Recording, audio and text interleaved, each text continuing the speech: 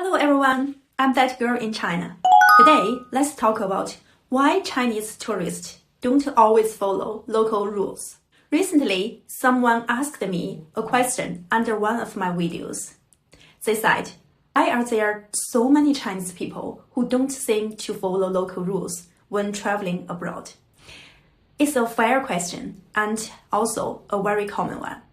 When people see large Chinese tourist groups talking loudly, taking photos everywhere, or ignoring cues, they sometimes feel confused, even annoyed. But the truth is, this behavior isn't about rudeness. It's about context. It's that context goes far deeper than you think. Let's start with something simple. How most Chinese people travel. For decades, group travel has been a norm. When tourism in China first opened up in the 1980s and 1990s, traveling abroad was expensive and complicated. People didn't speak foreign languages and visas were difficult to get. So, the only realistic option was joining a group tour, led by a guide, following a strict timetable, and staying together all the time. That model still shapes how many Chinese travel today, moving in groups or following a leader, trying to see everything within a few days. It's fast, it's intense, and it doesn't leave much room for learning local customs.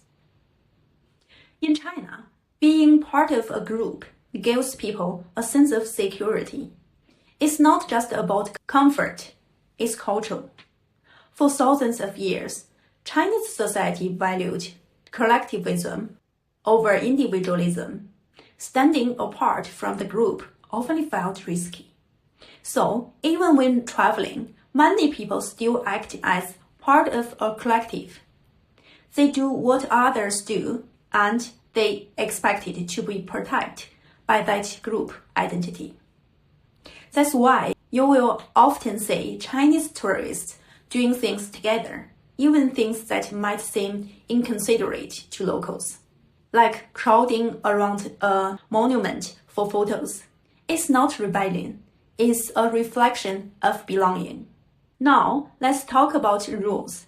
In many Western countries, following public rules like queuing, quietness, or traffic order is seen as a moral standard. It's part of being a good citizen. But in China, concept of rules is historically different. For centuries, social order was based less on public law and more on personal relationship, what we call 关系. Instead of rules written on paper, people followed social codes, respect your elders, listen to your leader, protect your group. That mindset still exists, which means rules made by strangers or governments can sometimes feel optional. It doesn't mean Chinese people don't care about rules. It means they prioritize relationship over regulations. We also need to remember Chinese middle class grew incredibly fast within just one generation. Millions of people went from never leaving their hometown to traveling abroad. That's a huge social shift.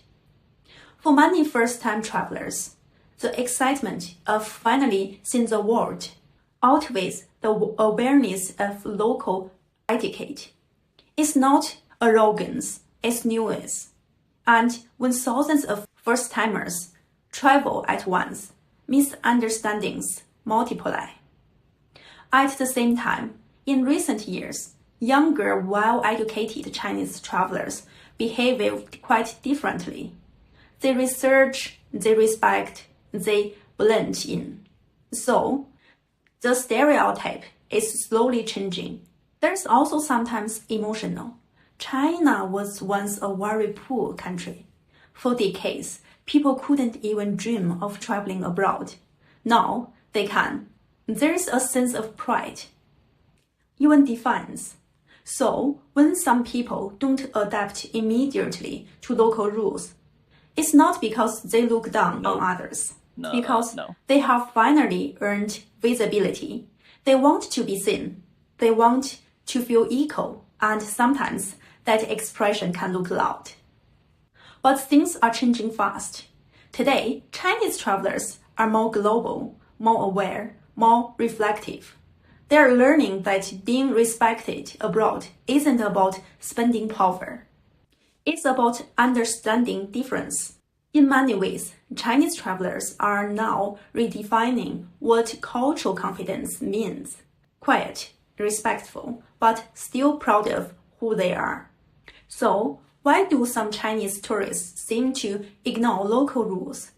Because habits take longer to change than flight times. But awareness is growing.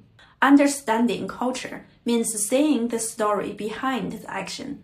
Because once you understand why, you stop judging and start connection. Culture doesn't travel by plane.